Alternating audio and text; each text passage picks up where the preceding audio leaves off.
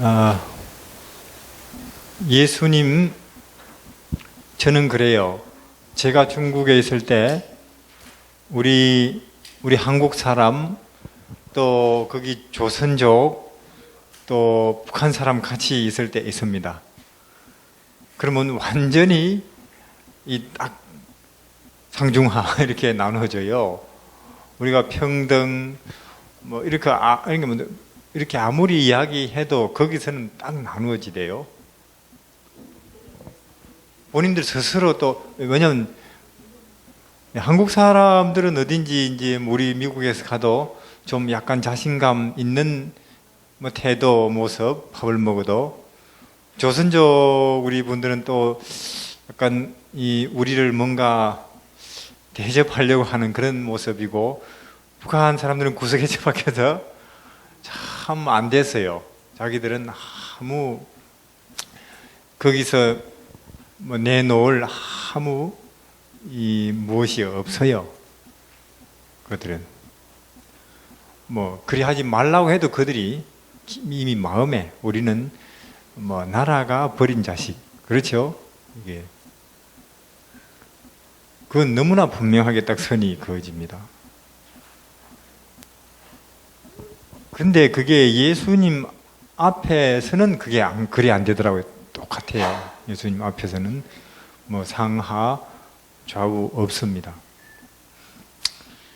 예수님이 참 어느 날 오시겠죠, 그렇죠? 오실 겁니다. 동쪽 이쪽 끝에서 저쪽 끝까지 천사가 쫙 깔렸고요, 그렇죠? 천사가 뭐 구름처럼 덮었고, 천사가 우리 저쪽에서 손수건만한 구름인가 했는데 점점 가까이 오는데 그게 천사들의 무리, 그렇죠? 천사들의 무리. 하늘 동쪽 끝에서 서쪽 끝까지 천사들이 꽉 메웠고, 가운데는 보니까 참 우리가 그렇게 꿈에도 참 그리던 말로만 하던 분이 앉아 계세요, 그렇죠? 그분이 앉아 계시는 겁니다. 그리고 이제 먼저 티끌에 자는 자들아 일어나라 하시면 여기저기서 뭐 땅이 갈라지고 바위가 터지더니 사람들이 부활해 나오지 않겠습니까? 그때 우리는 이렇게 보면서 저런 사람의 영광스러운 모습이 있었나? 우리는 아직 변화 안 됐거든요, 그렇죠? 우리는 보면서 부러워서.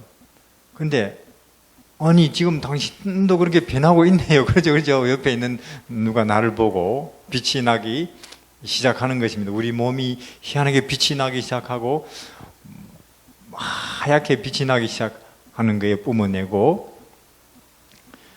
그렇게 돼서는 이제 이렇게 강한 자석이 우리를 빨아올리듯이 서서히 하늘로 우리 몸이 이제 빨려 올라가죠, 그렇죠? 빨려 올라가요. 드디어 거기 이제 구름 속에 타고는 이제 발밑에는 보니 우리 세상은 불덩어리가 돼 있고, 그렇죠? 불타는 완전히 불로 뭐 뒤덮여 버렸지요. 뭐 이런 빌딩 그런 거 흔적도 없어요. 이제 그런 지구를 하고 예수님께서 출발하면 이제 가는 거예요. 7일을, 그렇죠? 7일을 이제 아주 참 귀한 이 별들을 방문해 가면서 갈 겁니다. 이 세상에서 구속받아 이제 구원받은 사람들이군요 하고, 얼마나 우리를 참 대대적으로 그 별들은 환영을 하는지요. 대대적으로. 그렇게 7일을 가니 드디어 이제 거기, 글쎄 왜 유리바다가인지 전 잘 모르겠어요. 그 바다가 왜 하필이면 유리바다인지. 거기 사람들은 마음이 유리처럼 투명해서 그런지 이제 거기서 이제 일단 이제 집결하고요. 그 앞에서 이제 예수님을 노래 부르고, 이제 예수님이 한 명씩 시간이 참 많이 걸리겠구나 해도 하나님께서는 안 지루하게 불러내서 우리 새 이름이 적힌 이게 왕이 쓰는 모자를 하나씩 씌워 주시겠죠. 그렇죠? 그때 우리 내가 다스릴 별이 어디쯤인지 아마 그것도 우리에게 알려주시겠고, 모르겠어요. 우리가 왕으로 가서 일하게 될 별에서 우리를 이제 영접해 가려고 이제 대표들이 마중 나와 있을지 있을 거예요. 왜냐하면 여러분들이 우리는 마귀가 했던 말이 맞아요. 저들이 선과 악을 아는 일에 하나님과 같이 되어버렸어요. 우리는 하늘에 가면 희한한 존재가 돼요. 하늘에 있는 천사들이나 주민들은 그 슬픔 혹은 고통 혹은 다툼이라는 게 뭐예요? 우리 보고 그렇게 물어요. 그렇죠? 그러면 그걸 겪어본 적이 없어요. 그걸. 그 전에 그런 건 하나님만 아셨거든요. 그런 게 있다는 것. 근데 우리는 그걸 아는 존재가 됐어요. 이제 그런 걸 아는 존재가 되었는데, 그런 걸 아는 존재로서 그런 게 특별한 존재 맞아요. 하늘에 가면 그 날이 생각보다 빨리 올 것입니다. 그 날이 거기는 이제 우리 여기보다 한 차원이 더 높은 4차원, 우린 그림자 아닌 실물들을 볼 것입니다. 사람이 성경에는 뭐라 그래요? 소망으로 구원 얻는다고 되어 있죠. 그 길을 곧 갈 거니까 잠시 마귀가 자꾸 이 땅에 있는 뭐 별거 아닌 것들로 요동 혹은 우리를 낙심 혹은 뭐 자만 넘어가지 마시기를 바랍니다. 그러니까 이 땅에 오셔서 그런 마귀의 제안이 예수님에게 먼저 왔어요. 그렇죠? 공중에서 뛰어내리라. 그럼 사뿐히 뛰어내리면 얼마나, 그것도 사람들이 보는 데서 그렇죠? 사뿐히 뛰어내리면 사람들이 너를 참으로 이 능력 있는 자로 인정 안 하겠냐. 그래 놓고 전도하면 얼마나 잘 되겠냐. 그 말이죠. 사람들한테 인정받아 놓고 말입니다. 맞습니까? 인정받아 놓고. 지금 일반적으로 우리가 생각하듯이 그거 틀린 말이에요. 하나님은 만약에 하나님이 그런 식으로 전도가 된다, 하나님은 세상 사람을 다 끌어모을 수 있어요. 그렇죠? 그런 식으로 쓸어 담지요 뭐 세상 사람들. 그럼 예수님은 절대로 그분을 통해서 표현되는 그 의, 사랑, 하늘의 어떤 생명적 원칙에 사람이 끌려와야지, 뭔가 그분 따라다니면 뭔가가 생기겠다, 왜 대단한 능력이 있어요, 그런 동기가 섞여 있으면 끝까지 가려내십니다. 하나님은 끝까지. 예수님 무릎 앞에서도 가려내십니다. 유다 보세요. 최종 심사에서까지도 가려내신, 그런 거 요만큼이라도 그런 것 때문에 끌려오는 사람들은, 그러니까 뭐 좀 이 세상도 인정할 만한 어떤 위치에서 전도해 하면 더 좋지 않냐. 그 말 들으면 안 돼요. 또 한 번은 내한테 절하면 다 주겠다. 그러나 예수님은 눈길도 한 번 안 주죠. 마귀가 아무리 옆에서 뭐 안타까워서 난리를 쳐도 눈길 하나 안 줘요. 예수님은. 근데 우리는 그리 할 수가 없어요. 우리는. 왜? 체질이 진토. 그러나 예수 안에서는, 이해하시겠습니까? 예수를 우리가 이렇게 보고 그분에게 붙어 있는 동안은 그게 가능해요. 동안은 그가 태어나기를 성질이 급하건 안 급하건, 그가 뭐 배웠건 안 배웠건, 누구를 막론하고 예수 그리스도에게 붙어 있는 동안은 그렇게 돼요. 이해하시겠죠? 붙어 있는 방법을 뭐 알고 생각하고 그 이름으로 부르고 구하는 거라고 이야기를 드렸잖아요. 그래서 예수의 태도가 해답이죠. 정말 꿈 같을 것입니다. 하늘에 가면 꿈 같을 것이에요. 혹시 그 역사 총합 이론이라고 들어보셨는지, 역사 총합 이론?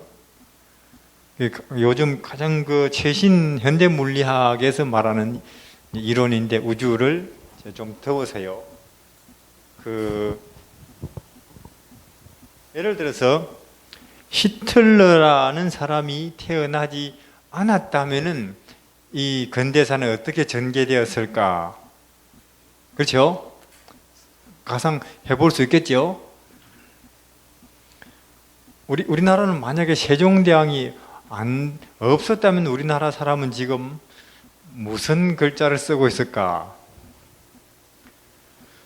여러 다른 변수가 있단 말입니다. 그렇죠? 근데 우리가 지금 이해하고 있는 역사는 한 줄기만의 흐름으로 우주를, 우리 역사를 이해하고 있죠. 예를 들어서 우리 집사님이 만약에 어려서부터 피아니스트의 인생길을 걸었다면 또 그 인생이 있겠죠. 그렇죠? 혹은 운동선수로서 미술, 농부 혹은 기타 여러 한 사람이 나름대로 갈 수 있는 무수한 길이 있을 것입니다. 그렇죠? 어릴 때. 근데 우리는 참 안타깝게도 시간이 영원하지 않지요. 그래서 70이라고 하는 짧은 인생 한 길도 제대로 가보기 어렵죠. 한 길도. 그럼 나머지 내 모든 가고 싶은 길은 영원히 못 가고 마는가? 아니죠. 하늘에 가면 이해하시겠습니까? 하늘에 가보시면 다 가보실 수 있을 겁니다.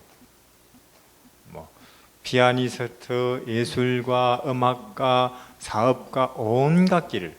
그러니까 지금까지 머릿속에 꿈꿔오던 꿈을 하나도 버리지 마시고 다 갖고 계시기를 바랍니다. 그거 갖고 있다고 마음이 비좁아지나요? 우리 가구 쓸데없는 거 집에 있으면 그거 치워야 되지만 아무리 갖고 있어도 괜찮아요. 그래서 참 어릴 때부터 내가 소원하던 것, 꿈꾸는 것 다 갖고 계십시오. 하늘에 가서 다 이루어질 것입니다. 다. 그래서 그런 세월이 거의 가까웠어요, 우리에게. 그러니 참 인생 좀 고달프고 혹시 누가 오해한다 할지라도 세월 나를 거꾸로 매달아놔도 세월은 가는 거 아니냐. 참 자동차는 몰아야 가지만은 시간은 우리가 안 보내도 가니 얼마나 좋아요. 그러면 시간 가면 예수님 오실 테고 우리는 하늘나라 가 있을 테고 그렇죠? 그럴 것입니다. 그러니 좀 고달파도 누가 나를 오해해도 너무 거기에 마음 쓰지 마시고 예수 그리스도를 직시하시기를 바랍니다. 예수 그리스도를. 그분이 길이니까. 우리 여기 보시면 고린도 후서 11장에요. 12장 고린도후서 12장 감사합니다.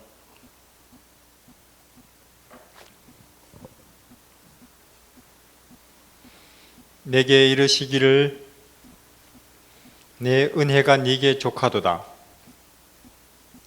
이는 내 능력이 약한 데서 온전하여 짐이라 하신지라.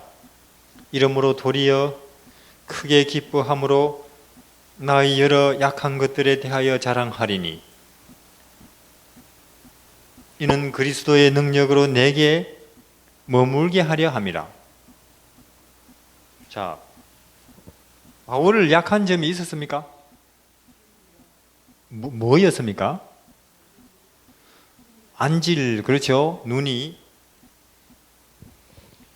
그래서 하나님한테 가서 하나님 제가 사도 아닙니까? 그 말이죠. 사도.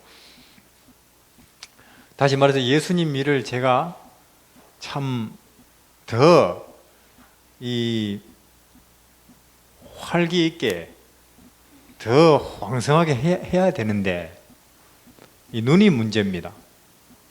좀 눈을 고쳐주시죠 하니까 하나님께서 됐다 그 말 이해하시겠습니까? 됐다. 섭섭했을까요 바울이?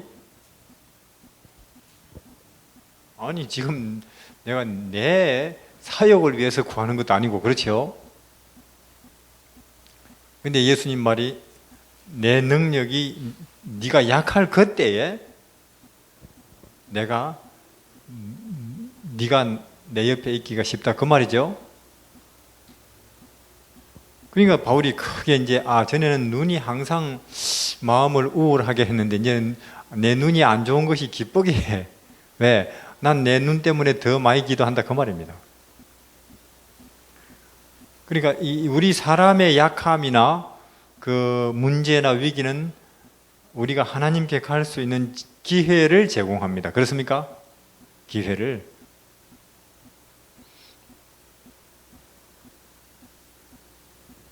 어쨌거나 우리는 하나님께 가서 같이 있는 것이 구원이니까 그게 생명이고, 그렇지 않고 모든 우리 인생 중에서 우리가 얻는 성공이나 혹은 여행이나 다행 이런 것들은 오히려 나중에 보면은 저주니까. 그게 제 어떤 이야기 들었는데 이제 친구 집에 처음 갔어요. 그 친구 고등학교 때인가 3학년 때인가 가보니까 아니 친구 여동생이 굉장히 예뻐요. 그렇죠? 그래서 처음 봤거든요. 내 친구 집에 자주 와야 되겠는데 핑계가 없죠. 그렇죠? 그래서 이제 갈 때 책 한 권 빌려 갔어요. 그 집에 가지고 보지도 안 하고 한 3일쯤 후에 또 책 돌려준다고 또 왔고 또 가면서 또 한 권 빌려 가고 또 보지도 안 하고 또 한 며칠 있다가 또 갖다 준다고 핑계대고 또 가고, 그렇게 해서 친구 여동생하고 가까워져서 결혼을 했다든지 말하든지 그래요. 그러니까 하여튼 어찌하든지 사실은 친구보다 그 여동생만 보려고 핑계를 만드는 거예요. 그렇죠? 모르겠어요. 어떤 사람은 오바마 대통령하고 점심 식사 한번 내는 티켓 한 10,000불, 한 5,000불 해도 산다네요. 그렇죠?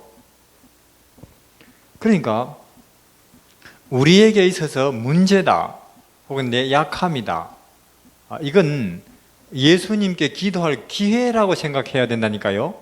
그 높은 분한테, 그 높은 분, 그 영원하고 그 영광스러운 분에게 우리가 아무 이유도 없이 예수님께 가서 멍하니 있으면 뭐하러 자꾸 와서 아무 목적 없이 오는가 그러시겠죠. 그렇죠?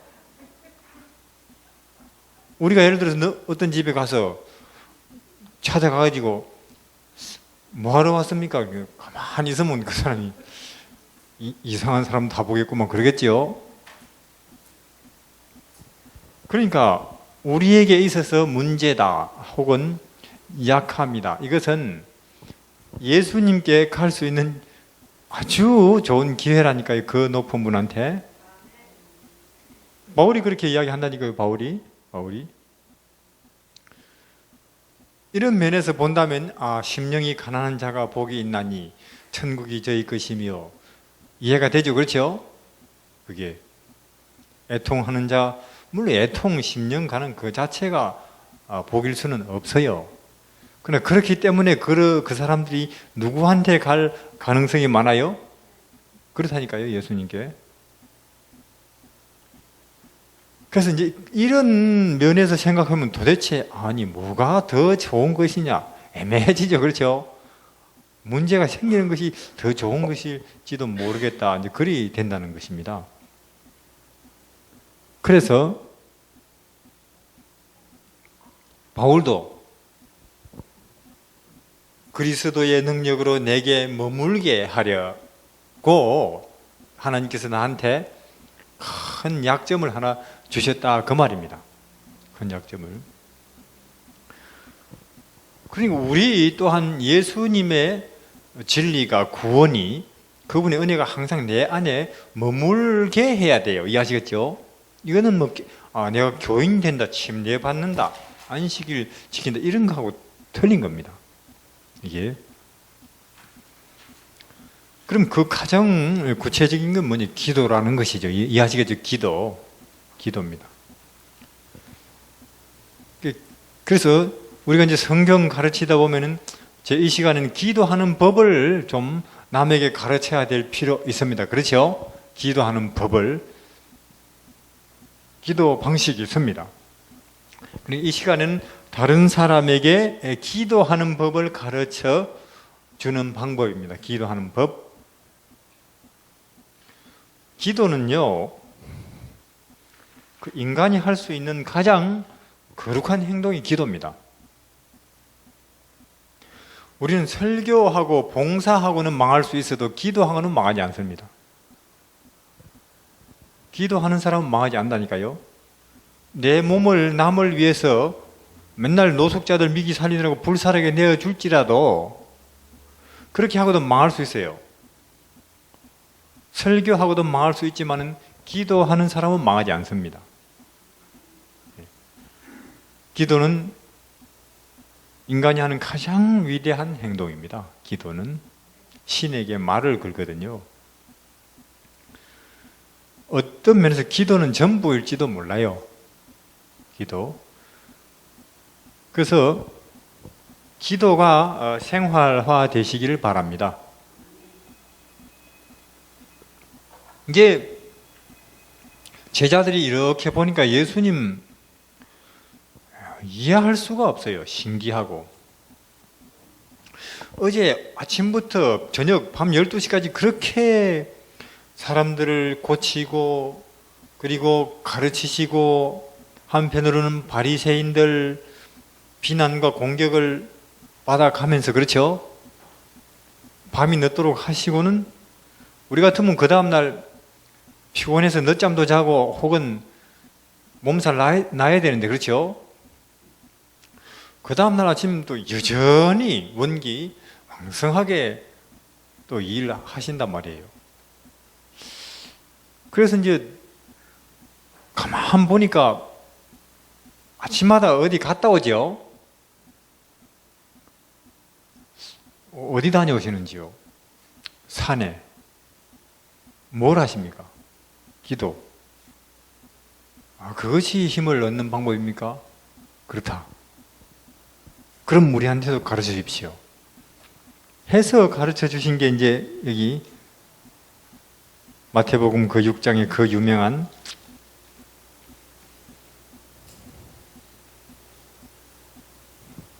그러므로 너희는 이렇게 기도하라. 그러죠?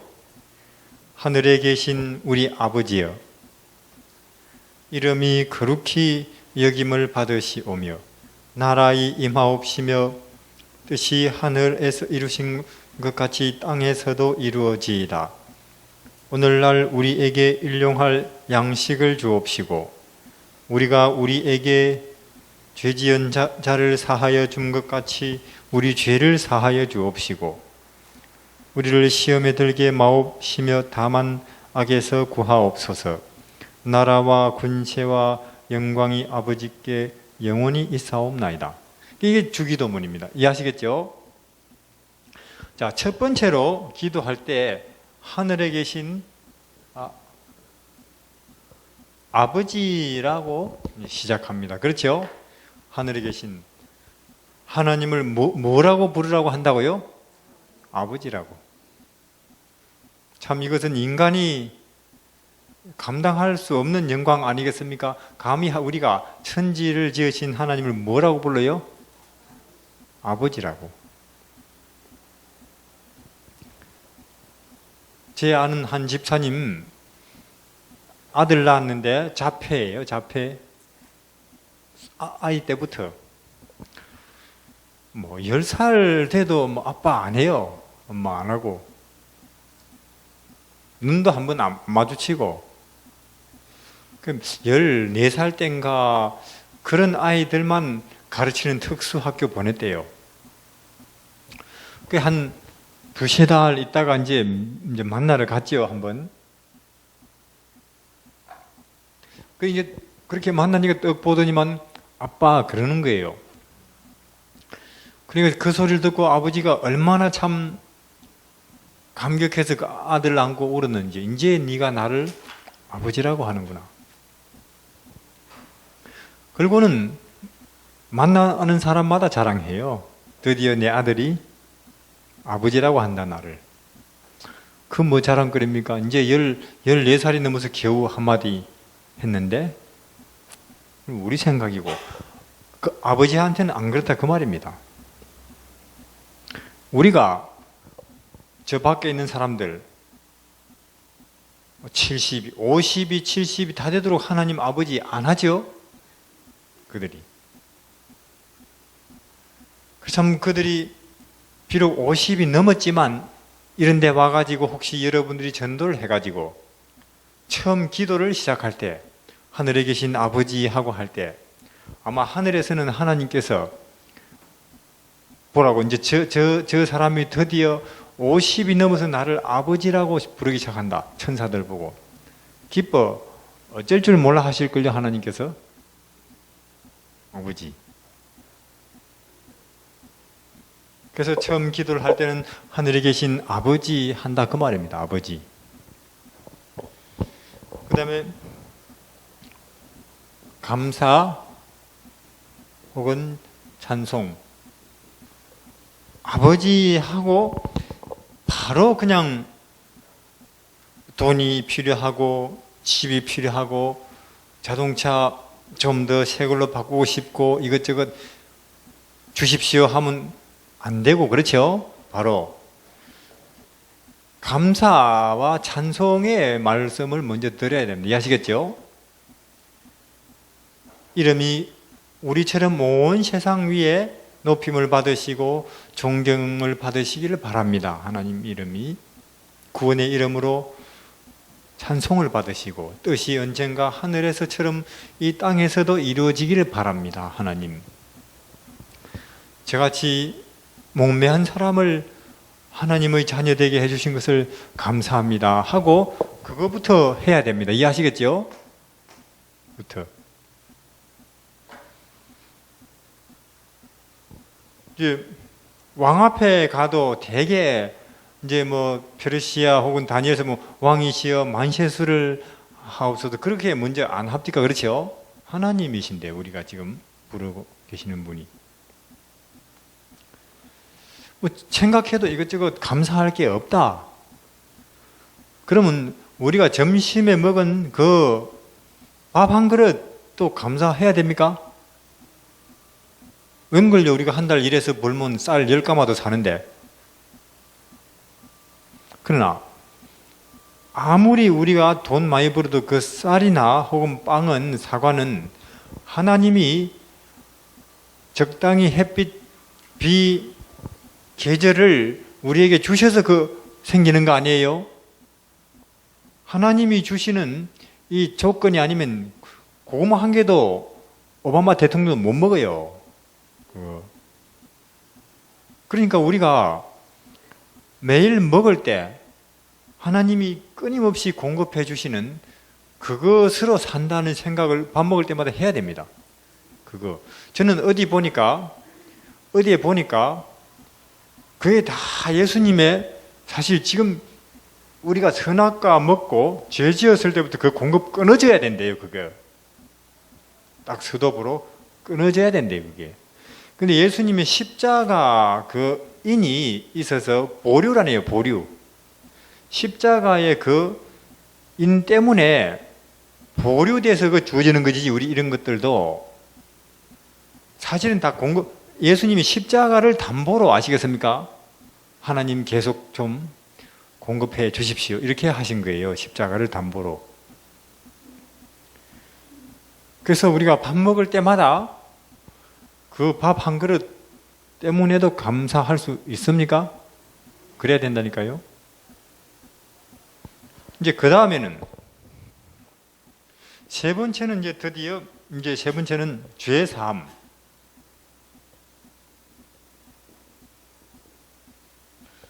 우리가 살다 보면은 이제 낮에는 몰랐는데 저녁에 가만 생각해 보니 그 참 왜 내가 그 말을 너무 함부로 했다. 그런 거 있겠지요? 그러면 하나님 지금 생각해 보니 그 말이 참 잘못됐습니다. 다시 한번 십자가에 그 피 흘리신 은혜를 입게 해주십시오. 그래야 되겠죠? 그러니까 이 말은 무슨 말이냐? 우리에게 죄 지은 자를 우리가 사하여 준 것 같이 우리 죄를 사하여 주옵시고, 그 말은 사실 우리가 다른 사람 나한테 자꾸 내 앞길을 막고 내 자존심을 꾹 밟는 사람 그 용서 잘 됩니까? 어렵거든요. 이 말은 무슨 말이냐면 하나님 십자가를 잊지 않고 살게 해주십시오, 그 말입니다. 그러니까 우리가 언제 다른 사람을 참 진심에서 다른 사람의 허물이나 잘못을 용서할 수 있느냐? 십자가 밑에 있을 때만 가능해요. 이해하시겠습니까? 십자가 밑에 있을 때만. 그래서 왜냐하면 우리 사람에게 있어서 가장 큰 문제는 모른다는 게 아니고 잊어버린다는 것. 이해하시겠죠? 자, 보십시다. 마태복음 18장에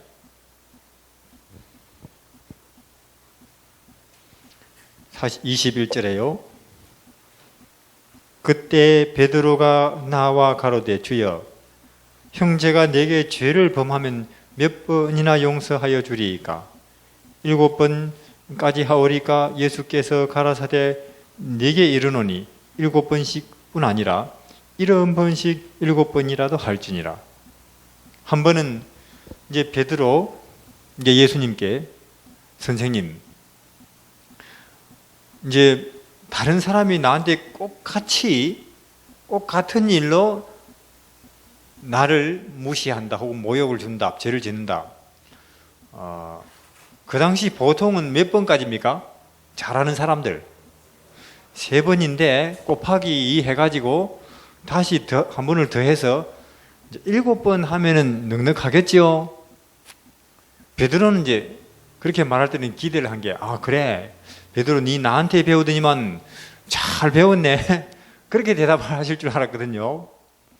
그런데 예수님이 70번씩 7번 해라. 그럼 몇 번이에요? 490번. 영원히 용서해버리라, 그 말입니다. 그리고 해주시는 이야기가 그 뒤에 이어서 어떤 사람이 1만 달란트 쭉 나오죠. 1만 달란트 제 듣긴 했는데 요새로 치면 한 수백억 된다네요. 못 갚죠 뭐. 그래서 왕 앞에 가니까 참 하나도 없나, 한 푼도 없습니다. 그럼 뭐 없던 걸로 하자 했죠. 근데 이 친구 이제 뚝 나오다가 자기 친구 옛날에 자기한테 50만 원 빌려간 사람 만났거든요. 잡고는 그 왜 아직 안 갚아? 내 요새 사정이 참 곤란한데 한 달만 더 시간을 주겠나? 안 된다. 감옥에 집어넣어버려서. 그렇죠? 가만 왕이 그 소식을 듣고는, 아니, 나는 자기한테 수백억을 그냥 면제해 줬는데 나한테 지금 아직도 문서는 남아있죠, 왕한테. 자기는 자기 친구를 그런 식으로 다시 불러오라고 그랬죠.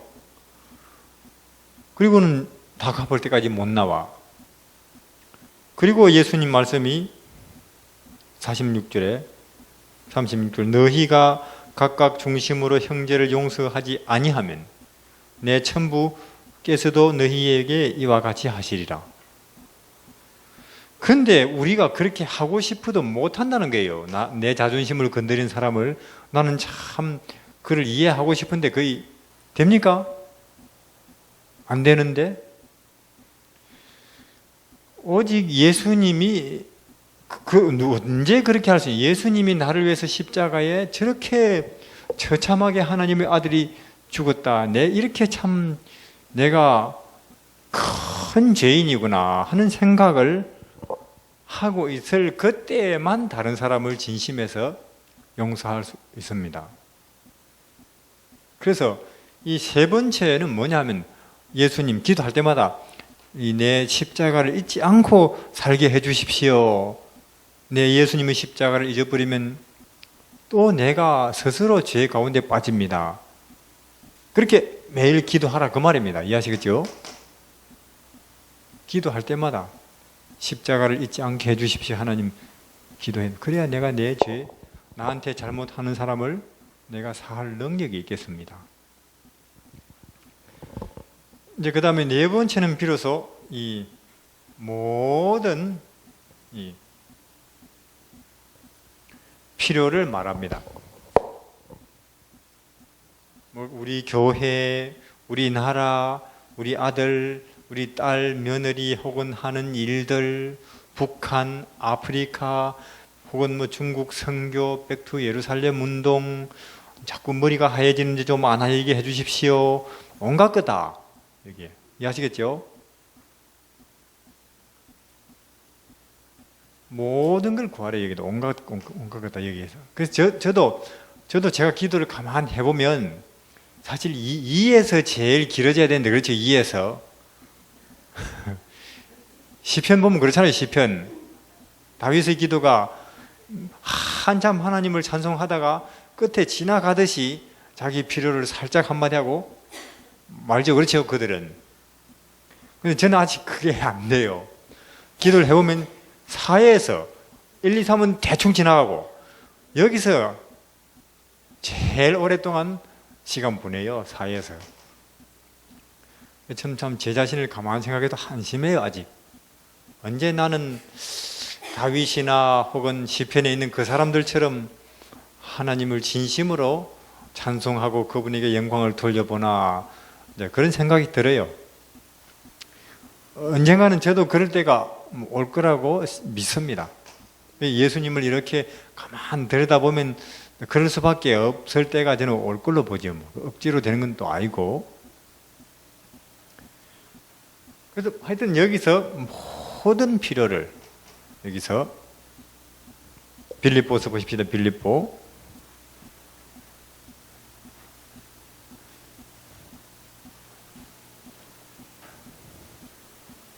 빌립보 4장 6절입니다. 아무것도 염려하지 말고 천국이겠어요? 은혜의 천국이죠. 아무것도 염려하지 않는 어떻게? 오직 다른 방법은 없고 아무것도 염려하지 않는 다른 방법은 없고 오직 한 방법이 있다 그 말이에요. 이해하시겠죠? 모든 일에 기도와 간구로 모든 일이 한두 가지가 걱정된다 그러면 한두 가지 기도를 하면 되고 그렇죠? 10가지가 걱정된다 10가지 기도하면 되고 모든 일이 걱정된다 모든 일에 기도하면 됩니다. 이해하시겠죠? 모든 일에 기도와 간구로 너희 구할 것을 감사함으로 하나님께 아뢰라. 그리하면 모든 감사함으로는 벌써 될 거라고 이제 믿고 그리하면 모든 지각에 뛰어난 하나님의 평강이 그리스도 예수 안에서 너희 마음과 생각을 지키시리라. 그러죠? 뭐라 그래요? 모든 일에 기도하라는 게 모든 일에. 그렇게 하면 하나님이 예수님을 통하여 너희 마음을 평화롭게 유지시켜 주실 것이라 그 말이죠. 기도하는 자리가 예수님의 오른쪽입니다. 모든 일에 기도와 간구로 모든 일에 그럼 모든 일의 기도를 여기서 하여튼 모든 걸 다 구하시기를 바랍니다. 그리고는 믿으시고 반드시 되니까 제 가만 들어보니 이제 예수님의 재림이 가깝다고 하는 걸 들었는데 내 마음에 지금 어떤 부담이 생기는데 이 일을 어떻게 어디서부터 시작해야 될지 모르겠네요 하는 사람들이 있대요. 기도부터 시작입니다. 이해하시겠죠? 어떤 일에 부담 혹은 필요가 느껴진다. 그럼 기도부터 하는 거예요. 아시겠죠? 기도부터. 그러면 아주 물이 흐르듯이 말입니다. 그 길이 순조롭게 열려 갑니다. 물이 흐르듯이. 사실이 그래요.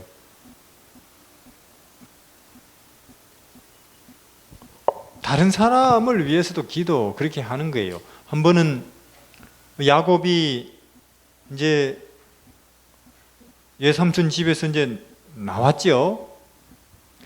근데 소문 들어보니 형이 지금 온다고 하지요. 환영하러 오는 게 아니고 가만히 듣고 보니 무장 군사 400명을 데리고 온다고 하니 이는 뭐 하러 오는 거예요? 죽이러 오는 거예요. 아니, 형이 아직도 그 일을 원함 품고 있나? 이제 야곱은 그거 옛날에 그 베델 거기 하늘 가는 사닥다리 볼 때 해결된 줄 알았어요. 그렇죠? 하나님께서도 해결해 주신 걸로 알았는데. 그러니까 지금 에서가 이제 창칼 들고 올 때 야곱의 고민은 뭐냐 하면은 이거 내가 형 손에 죽는가? 그 고민이 아니고, 아니 20년 전에 거기 베델에서 내가 거기 사닥다리 봤을 때 그거 내 사기친 거 하나님이 해결됐고 그 용서했다는 보증 준 거 그거 아닌가? 그게 의심이 드는 게 알겠습니까? 그게 미치겠죠. 그렇죠? 그럼 내 죄 문제가 아직 그대로 있나? 정말로 답답한 노릇이 그렇죠? 야, 이 큰일 났네 싶어요. 그래서 이제 강가에 가서 이걸 어찌 하나 해결을 해야 된다. 그 강가에 가서 이제 기도를 하는데 천사가 나타났죠. 그렇죠? 천사가 하는 말이 니는 사기 치는 놈 아니냐? 네 형하고 네 아버지 야곱이 맞습니다. 내 그런 놈 맞습니다만은 하나님은 죄를 용서하시는 분 아닙니까? 나한테 지금 이 자리에서 내 모든 죄가 청산됐다는 확답 안 주시면 난 안 보냅니다. 그 말이죠. 그 확답을 주고 가시든지 아니면 이 자리에서 날 죽이십시오. 그 말이죠. 내 이 양심 가책 가지고 살 마음도 없으니까. 그 천사가 정말 고집세네 그래서요. 그런 거예요. 야곱은 정말 투쟁. 할아버지 아브라함은 믿음의 선구자. 아버지 이삭은 정말로 성품 잘 타고 태어나서 순종해서 수월하게 하늘나라 가는 사람의 대표자. 야곱은 자기 거 아닌 것도 자기 걸로 만들고 싶어 하면서 자기 성격하고 투쟁하지만 끝까지 믿음을 놓지 않는, 그렇습니까? 물고 늘어지는 믿음. 셋 중에 어느 것도 좋습니다. 그런데 이삭 정말 수월하게 하늘나라 가대요. 이삭은 누가 이제 자기가 실은 우물 파가지고 그 사막에 그 물 나오는 거 제대로 하나 파면 그 당시 영웅이에요. 그렇죠? 우물 10개 파가지고 하나 물 어렵습니다. 그 사마리아 여인이 이제 예수님 보고 물 들어와서는 예수님이 이런 말을 이 물을 마시는 자는 다시 목마르지만 나는 더 좋은 물이 있다 하니까 그 사마리아인은 그럼 당신이 이 우물을 발견한 우리 조상 야곱보다 위대하다 그 말입니까? 그만큼 우물은 중요해요. 근데 그 우물을 파가지고 그 주위에 잘 살고 있으면 그게 블레셋 족속이 와가지고 뺏어버리죠. 그럼 이삭은 어떻게 해요? 그럼 가져가라고 우리는 딴 데 가자. 야곱 같으면 어떻게 할까요? 칼 빼고 싸우지요. 자기 외삼촌 성질이 꽤나 많아요. 야곱한테. 그렇죠? 또 이쪽에 가서 또 우물 파가지고 또 물 나오는데 이삭이 그것도 사는데 또 벌레져 이것도 우리 거 하고 또 이삭이 어떻게 해요? 그럼 같이 싫었고 또 딴 데 가고 또 여기 가서 또 파면 또 물 나오고 그럼 벌레 사람이 이것도 우리 거. 그게 이삭이에요. 이해하시겠습니까? 그래가지고 가만 블레셋 왕이 이렇게 보니까 파는 족족 물 나오는 거 보니까 저 사람 보통 하나님이 저 사람을 함께 하시는 하나님이 인도하신 사람이 맞아요. 저 사람이 만약에 우리를 저주하면 우리 큰일 난다. 나중에 선물 잔뜩 사들고 찾아가가지고 미안합니다. 우리 앞으로 안 건드릴 테니까 절대 우리하고는 어떻게 모순 그런 거 하지 맙시다. 이삭이 그래요. 그렇죠? 그래서 이삭의 인생길은 대로입니다. 그렇죠? 걸리는 게 없어요. 왜? 자기 권리 주장을 안 하니까. 예수님이 그래.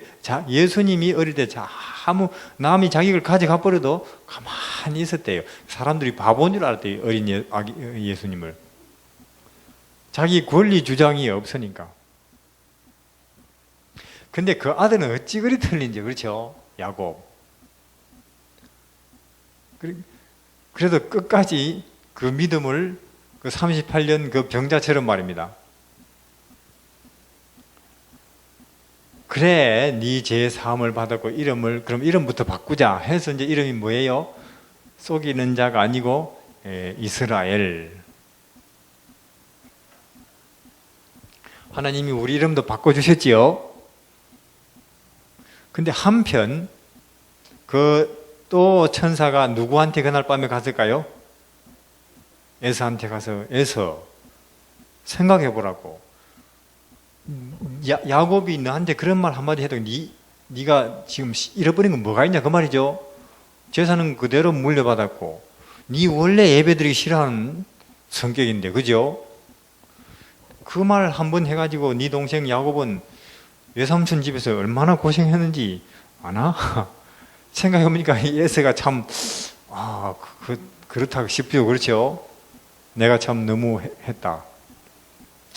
그래서 사실은 죽이려고 왔는데 이제는 하나님께서 다 하신다니까요. 이해하시겠어요? 하나님께서 내 마음도 남의 마음도 하나님께서 다 만들어 놓으신다니까요. 그래서 우리는 막 사방 다니면서 나를 변호할 필요가 없어요. 그는 세상 사람들이 변호사 사서 하는 길이고, 이걸 믿으면 모든 일에 기도와 간구로 크고 작은 일, 그러면 하나님의 평안이 우리 마음을 지켜주시리라 그 말입니다. 모든 일에 집안일, 교회일, 몸의 일, 마음의 일, 우리 나라 일, 이해하시겠죠? 모든 일에. 어제 말씀드린 것처럼 큰 일, 사소한 일, 그렇게 기도하시기를 바랍니다. 이렇게 모든 일에 기도하는 사람을 이제 우리는 이제 그리스도인이라고 그래요. 제 말을 이해하시는지요? 다시 말씀드려서 우리가 예수님을 믿는 이유는 더 훌륭하고 더 나은 사람, 더 건전한 사람 되려고 하는 게 아닙니다. 전혀 다른 사람, 아시겠어요? 다른 사람. 다른 방식으로 살아가는 사람. 예수님께서, 그래요. 보세요. 우리가 아무리 수영 잘해도 물에 계속 있으면 어찌 되겠어요? 빠져 죽어요. 그럼 물에 오직 아무리 오래 있어도 안 죽을 수 있는 유일한 방법은 물고기가 되어버리는 수밖에 없습니다. 이해하시겠습니까? 그게 거듭나라는 말이 그 말입니다. 이렇게 살아가라. 너희 실력, 판단, 선택 던져버리고, 그렇죠? 예수로 살아가라. 그게 예수님의 오른쪽 동네 사람이에요. 전혀 딴 사람이 되려고 우린 예수를 믿는 것입니다. 예수님이 니고데모 보고도 니고데모, 당신 성격 좋고 지식은 많고 성경 잘 알고 자선 사업 많이 하지만은, 그래서 교회가 다 인정하지만은 그거 다 던져버리고, 그렇죠? 던져버리고 인생을 새로 시작하라고. 니고데모 보고 인생을. 니고데모 깜짝 놀랐습니다. 아니, 인생 새로 시작해야 되는 사람은 저 삭개오, 막달라 마리아 저런 사람들이지, 나도 새로 해야 됩니까? 예수님께서 그래서 당신도 새로 해야 됩니다. 새로. 맞습니까? 새로. 왜? 우리의 학벌이나 우리의 재산이나 우리의 경험이, 니고데모 당신도 세상이나 교회에서는 통할지는 몰라도 하늘에서는 안 통한다니까요. 그게 우리 집안이, 혹은 내 신앙 연조가, 혹은 내 재산이, 내 학벌이 세상의 교회는 통해도 하나님께는 안 통합니다. 그게. 예? 그래서 거듭나라 하는 거예요. 거듭나라. 새로. 인생 새로 시작하라고. 즉 예수님으로 사는 인생을 새로 시작하는 것입니다. 모든 필요를. 그럼 하루 보통 몇 번쯤 하면 좋겠습니까? 몇 번쯤? 다니엘서? 예. 6장에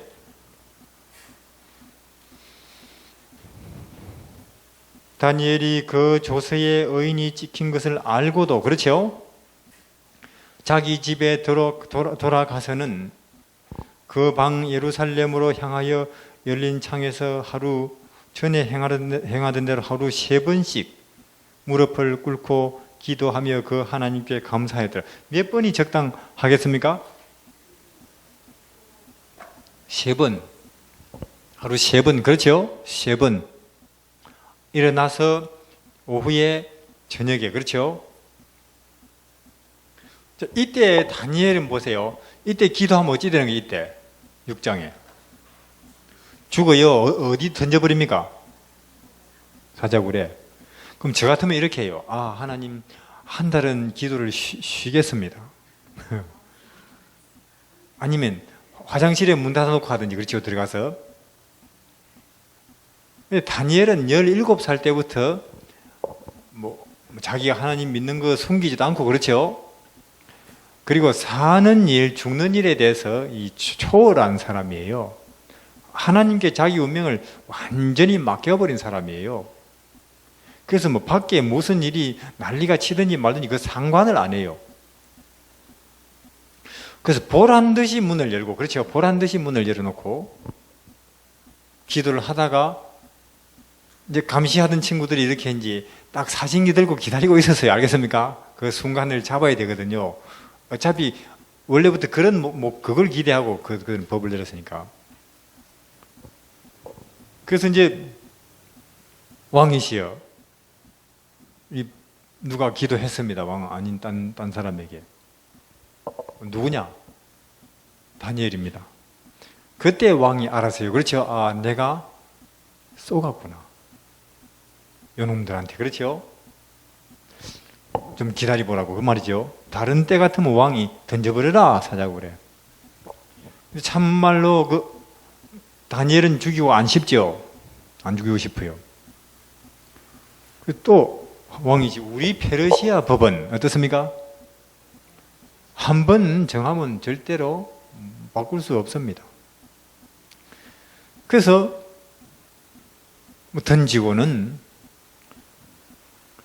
이제 왕도 금식해요. 그렇죠? 자, 그날 밤에 다니엘 빼고는 다 잠을 못 잤을 거예요. 그 편이. 그렇죠? 던진 사람들도 왕도. 제일 푹신한 사자 베개 자고 잠 편하게 잔 사람은 누굴까요? 다니엘이죠. 그 다음날 그 정해진 시간이 되면 확인하게 돼 있거든요. 다니엘아, 살았느냐? 왕이시여, 아무 일 없습니다. 제 하나님이 저를 아무 일 없게 하셨습니다. 너무 반갑죠? 그래서 과연 굴을 열고 보니까 멀쩡해요. 같이 온 신하들이, 사자들이 너무 배가 부르는가? 그래, 그럼 너가 한번 들어가 볼래? 어떻게 됐어요? 뭐 뼈도 안 남았어요. 자, 그렇게 해가지고 그 사건을 통해서 누가 제일 감동을 받았을까요? 이 사건 이후에 1년 있다가 다리우스가 물러나고 고레스가 왕이 되거든요. 고레스가 제일 감동을 받았습니다. 그렇죠? 고레스가. 그래서 고레스가 그 사건을 통해서 다니엘에게 이런저런 건 물었겠죠. 왕이시여, 성경이 이러이러합니다. 그래가지고 드디어 1차 포로 뭡니까? 석방령이 내리는데, 그러니까 한 사람의 기도가 세상을 바꾼다니까요. 한 사람의 기도가. 물론 우리가 언젠가는 일요일 휴업령도 늦은 비도 올 것입니다. 그런데 언제 오느냐? 간절한 한 사람의 기도가 있을 때, 이해하시겠습니까? 북한 문이 열릴 것입니다. 근데 우리가 참 다니엘처럼 우리 동족이 굶는단다. 기도합니까? 역사를 바꾸는 것은 프로젝트도 아니고 조직도 아닙니다. 한 사람의 간절한 기도가 역사를 바꾸고 하나님의 뜻을 이룬다니까요. 하나님의 뜻을. 다니엘이 언젠가 70년이 차면 돌아가겠지. 어차피 70년이라고 돼 있으니까. 그냥 가만히 있었다면 안 내리는 거예요, 그거. 석방령이.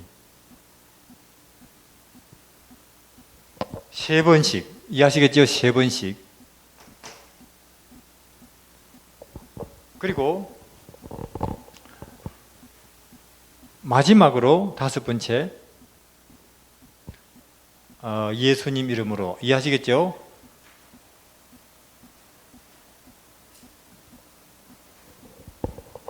예수님 이름으로. 그러니까 시험에 들지 않게 하옵시고도 기도 미리 해놔야 돼요. 그렇죠? 왜냐, 우리 아들, 딸들이 그늘목 거느다가 교통사고 날 수 있거든요. 그렇죠? 공사장 지나가다가 벽돌 얻어맞을 수 있단 말이에요. 그래서 그런 것들도 미리 기도해 놓으셔야 됩니다. 이해하시겠죠? 흉악한 일 시험에 들지 않게 하옵시고. 그렇게 모든 필요를 구하고 끝으로 뭐라고요? 예수님 이름으로. 왜요? 지금 예수님 어디 계시는데요? 하나님의 보좌 어디에? 그것은 뭐 하시려고? 그렇죠. 우리가 이렇게 쭉 기도하고 예수님 이름으로 기도드립니다 하면 예수님이 우리 기도를 대신 받으셔가지고 하나님 아버지께 대신 말씀 드려주신다, 그 말입니다. 이해하시겠죠? 사실 우리는 하나님 앞에 이것저것 요구할 낯짝이 없죠. 그렇죠? 우리 스스로 죄를 지었으니까. 그러나 우리가 예수님 이름으로 기도합니다 하면 예수님이, 하나님, 제가 저 사람을 위해서 죽었습니다. 저 사람, 나를 보셔서 저 사람의 기도를 들어주십시오. 그 일 하려고 지금 우편에 계신 거예요. 이해하시겠죠? 그 일 하시려고. 그래서 끝에는 뭐라고 이름 붙인다고요? 예수님 이름으로 기도합니다. 그렇게 기도를 합니다. 자, 기도를 이렇게 오늘 대충 배웠습니다. 먼저 하늘에 계신 우리 아버지, 그 다음에 감사와 찬송, 그리고 십자가를 잊지 않고 살아가게 해주십시오. 할 때마다 해야 됩니다. 모든 필요를 말씀드리고요. 예수님 이름으로 기도합니다. 그래야 돼요. 예수님 이름으로. 내 마음 다스리는 기도, 그런 거는 바로바로 응답이 됩니다. 이해하시겠죠? 그러나 고향집 돌아가게 해주십시오. 내 아들이 미국 총리 되게 해주십시오. 그런 거는 시간이 걸립니다. 이해하시겠죠? 그 다음에 끝으로 예수님 이름으로 기도드립니다. 이렇게 기도를 하는 것입니다. 기도는 아까 처음에 말씀드린 것처럼 우리 사람에게 생기는 문제, 약점, 위기는 우리가 예수님께 기도할 수 있는 기회를 제공합니다. 이해하시겠죠? 기회예요. 우리가 높은 하나님께 나아갈 수 있는 기회라고 생각하시기를 바랍니다. 기회. 그래서 아까 사도 바울도 내 약한 것을 자랑한다, 그렇게 말했죠. 왜? 내가 예수님 옆에 계속 머무를 수 있는 기회가 되니까. 자, 기도하겠습니다. 하늘에 계신 우리 하나님, 저희들이 하나님을 감히 아버지라고 부를 수 있어서 감사하고도 영광스럽습니다. 하나님께서 우리 아버지이신즉 우리 이 낮은 땅에서 드리는 기도를 하나님께서 들어주실 줄을 믿습니다. 하나님의 이름이 창조주의 이름으로, 구원의 이름으로, 만왕의 왕의 이름으로 하늘들의 하늘, 이 하늘과 이 땅에서도 높임을 받으시기를 바랍니다. 하나님의 뜻이 하늘에서 이루신 것처럼 이 땅에도 의와 생명과 빛의 나라가 속히 건설되기를 기도드립니다. 우리 하나님, 우리 죄가 많으나 하나님께서 십자가에 우리를 위하여 죽으시고 우리의 모든 허물과 죄악을 눈같이 깨끗게 씻어주신 것 감사를 드립니다. 우리 항상 우리의 죄를 씻기 위하여 하나님께서 얼마나 크신 희생을 치르셨는지, 십자가가 내게 뭘 의미하는지 잊지 않게 하여 주십시오. 하나님, 저희들 크고 작은 모든 일들, 모든 일의 기도와 간구로 하나님께 구함으로써 은혜의 천국이 우리 마음에 자리 잡게 하옵시고, 우리가 머지않아서 가서 살게 될 그 영광스러운 소망, 그 소망 가운데 혹 오늘이 고달프다 할지라도 소망 가운데 기쁨으로, 감사함으로 앞으로 전진하게 하옵소서. 예수님 이름으로 기도드립니다. 아멘.